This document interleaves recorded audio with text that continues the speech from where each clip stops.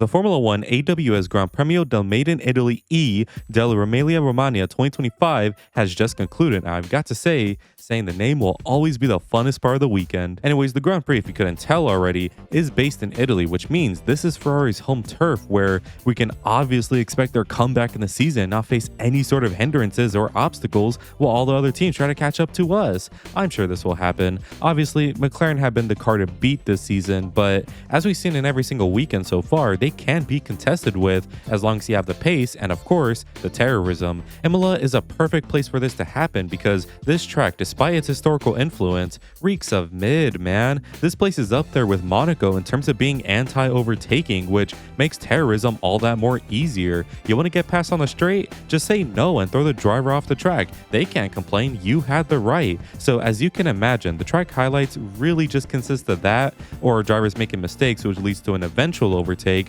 kind of similar to Valtteri and Max in 2020. So it may yet seem that we could be in for another boring race again, which, can I just say, this is the worst time to be an F1 fan. You're telling me we got Miami last week, Imola this week, and Monaco next week, and maybe Spain too, depending on which side of the track it wakes up on? Man, we gotta stay together and not give up. So whatever, we gotta take these things how they come and see the best parts in them, which, hey, why not start with this video? So let us recap the weekend and all the bits and pieces from it, and then judge who is a winner and loser, as well as seeing how my weekend predictions ended up. So before we go any further, join the Discord to experience the weekend live with the community, and subscribe if you're new if you love The Sopranos. So enough yapping, and here are the winners and losers from Imola.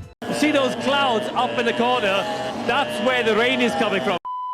Recap first as always, and while the piece was quiet after Miami, we were all woken up by a huge news bomb. Crap Doo-Doo will be replaced by Franco Colapinto for the weekend and potentially the future as well. Now, we kind of expected this because, I called him crap doo-doo, but he wasn't truthfully that bad. Now, what we didn't expect was a second part of the sentence I said when I broke the news, by Franco Colapinto for the weekend and potentially the future as well. What do you mean the future as well? Well, as it turns out, cruelty for doing is not the most unique thing in Alpine. There's cruelty everywhere in Alpine. Crap doo-doo was given a 6-race contract before getting fired, while Colapinto has been given a 5-race contract. Franco said it best where he doesn't even know 5 races will be enough time to adjust. What are we doing here, guys? It is what it is, though. Let us hope Colapinto doesn't suffer the same fate as Doo-Doo and can actually make it past 6 races and set a new record for the Alpine second seat driver curse. So with not much more news than that, and the new challenger Franz Hermann who replaces Max Verstappen, let us begin the weekend. Friday, as always, starts with the exciting and riveting sessions of free practice 1 and 2, which always gets us talking. How could we not when we have driver testing the limit and driver testing the limit again? Okay, enough sarcasm. There were actual notable bits in FP1 like the new Red Bull upgrade package, which could be huge. With McLaren so far ahead, Max is the only driver who seems like he can and has stopped them. So how did he do? He's 7th and Yuki is 16th. Well, it's only Friday, so who knows? Speaking of iffy teams, Ferrari. Leclerc kept going off track, Lewis did the same, the car looks mid.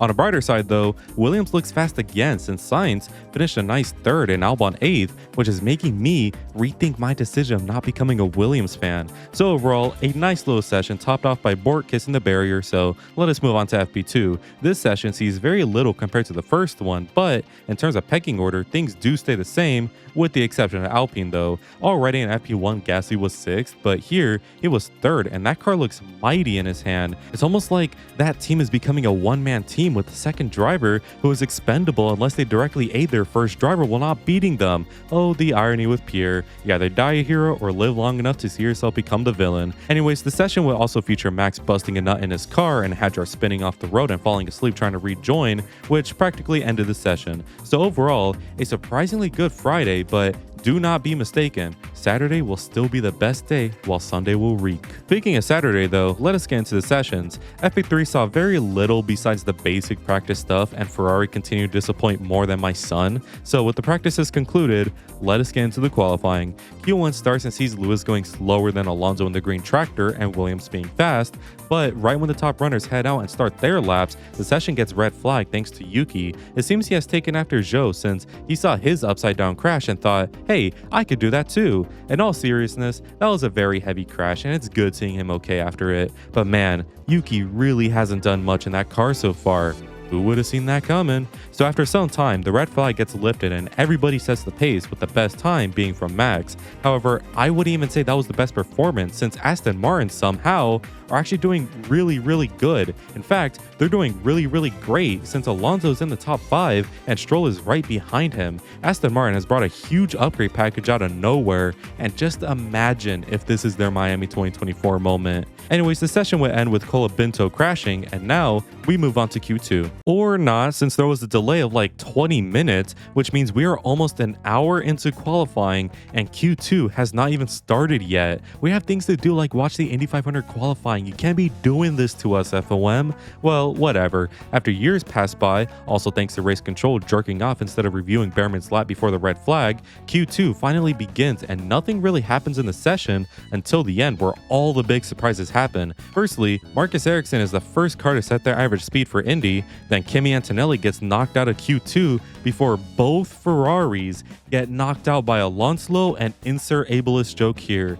Gotta stay calm. Q3 now begins, and like in usual fashion, the McLaren drivers in their rocket ship cannot beat Max in his tin can. It's really such a shame that this is a tire championship, because if tire wear wasn't an issue, we'd be having the title fight of the lifetime right now, which is made more evident with Pastry getting Max this time and securing pole position by 0.03 of a second. And where's Norris, you might say? P4 behind Russell. We also need to highlight the Aston Martin drivers, since they both qualified really well on mediums, which can hopefully lead to a good race for them, because Lord knows they need it. So with all of that concluded, race time, baby. Lap 1 starts, and what seems to be a bad start for Max turns into the greatest, since he sends an absolute heater around Oscar and starts to pull away. Further back in the midfield, Gasly has an aneurysm and builds sandcastles, which lets Charles through. But heading back up, we see Norris finally get ahead of George, and now it's about lap 10 and already drivers are pitting. The mediums are dying faster than usual, and one of these drivers to pit was Oscar Pastry. Max stays out, and in another plot twist, the mediums are actually still holding on, which puts Max in a very good spot for now. Someone who has been having a great race also is Charles, who has put on the hards early and starts competing with the front runners. Please, man. Anyways, the race now settles down with Pastry cutting up and Max staying out for the one stop, but this is put to a halt when a VSC comes out for Ocon, who had an engine DNF, which now means Max gets a free stop, Piastri is compromised and pits again down to 4th, Albon and Hadjar are 3rd and 5th, and Charles gets unlucky with the VSC with this strategy. Now this is spicy. The race order gets mixed up with Aston going behind and Ferrari going ahead, while Max clocks out of the race entirely and surely will win the race. But hold on, secret boss, we have a full safety car thanks to Kimi Antonelli engine DNFing, so the drivers pit again and we should now be in for a good sprint to the end. Safety car pulls in and Max pulls out, with both McLarens fighting behind and Albon trying to get 4th away from Charles. But with the laps now in single digits, moves have to happen quick, and this is shown with Lando, who storms past Oscar for 2nd. A little back, we have Leclerc and Albon hounding each other so much that it allows Lewis past Alex and past Charles. This is peak racing, I fear. Anyways, the race finally ends with Max taking the win from both McLarens behind. Overall, not bad, Imola. I had very good fun and I'm very happy. Good job, Imola. Alrighty, now it's time for the winners and losers, and as always, losers first, and we start with Pookie Pornota first up. Sorry, I just had to. I don't hate the guy, I truthfully don't. I want him to do good because he deserves it and we know he can do good, but it really seems that no matter who you are, you will fall to the Red Bull second seat curse. I got a feel for Max too, because I seriously doubt it is his fault that the second drivers at Red Bull are cursed with mid instead of aiding him. But back on topic, this was Yuki's worst weekend so far, I would say. Nowhere in the practice, crashed big in the quali, and had a less than stellar race. All I gotta say is, keep your head up, Yuki. Do not give up yet, please. Next up is Ferrari. Gotta stay calm. How the hell have we reached a point where Aston Martin are beating us? And you know, not even Aston, Stroll is beating us. I don't understand how this happens. I don't understand why we had to change the car for this year. 2024 was a very good car. Why did we scrap it? What are we doing here, guys? I don't care about the strategy in the race. That was mostly luck, and it cannot be seen as a genuine strategy. I'm trying to have hope for Fred, but I'm losing hope more and more with every single single weekend, and I'm starting to get to the point where I need him fired. Indecisiveness is going to be the death of Ferrari, and I'm afraid the cycle will never be broken. But I need to stay loyal. If I stay loyal in 2020, I can stay loyal now. Next, I have Porson. He didn't crash or was like a super backmarker, but he was just slower to his teammate. Where Hadjar is fighting for his life to score points, Liam is fighting for P13 or P14 and literally not showing up on any single broadcast. I really hope Liam can soon get back up to form because he's not a bad driver. He's one of the most talented Red Bull drivers to have come out of the academy. It's clear his mentality is just shot and just can't perform to the level he should perform at. Whether he fixes that or not is up to him, and I really hope it does get fixed because Lord knows this guy is a whole load of ass right now. Finally, I have Haas for being nowhere at all. Haas are very bipolar since they either get a brilliant result or they don't get anything at all. This weekend was the latter since they super sucked and there's just really nothing here to say. Bad strategy, bad car, bad luck, you really gotta feel for them. Now for the winners, and let us start with Max, who is starting to become a mandatory placement. It's not because his car is super duper fast, it's because he is super duper fast. Every single weekend he continues to show to us why he is the best in the sport. Because make no mistake, if the pace of the McLaren car and the Red Bull car were the exact same, at the very least the title fight would be led by Max, but in my opinion right now there wouldn't even be one. I have no other words other than Max is the difference at that team, for better or worse. Next up is the mandatory McLaren placement. Piastri has been really good this year and more important, consistent. I am of the belief that Oscar could be doing a bit more and not relying so much on the car, but still, what he's doing is enough to be fantastic.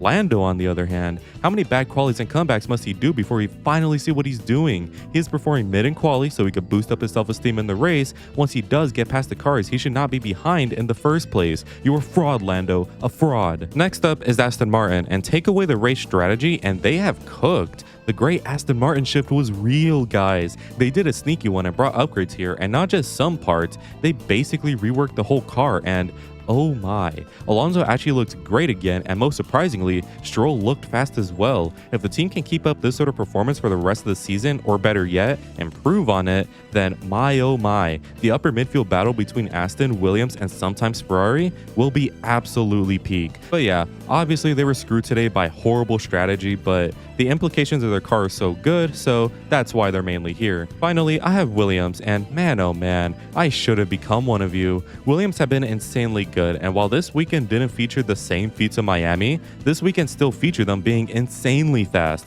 The Sainz super engineer and strategist myths may be real since Williams have gotten faster with every single weekend, while Ferrari have been suffering since his departure. And of course, Albon was the best today in the race and qualifying, and overall, it's just pure optimism from that team. I, nor can anyone, really hate on them since they are objectively deserving of it. Now for the bonus category, and I have the Ferrari Strategy Award, and I give this one to Aston. I get why they stayed out and didn't pit again, but they really should have, since surely they seen everybody pit and knew they would be a threat. Weird call, and it really ruined their race today. Finally, let us look at how my predictions and your predictions ended up. My quali predictions could not have been further from reality. My race predictions were pretty wrong, but hey, at least I got Lewis right. My random prediction was straight up wrong. Your predictions were like mine, where some were right and some were wrong. And finally, my bingo card finally got a slot filled. Took me long enough. And those are my winners and losers from the Imola weekend.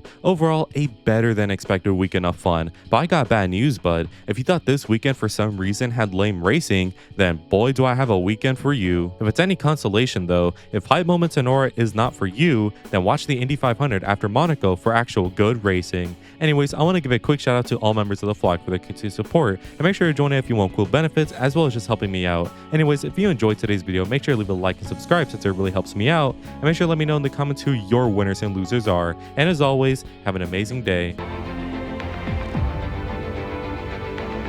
Good weather for the duck.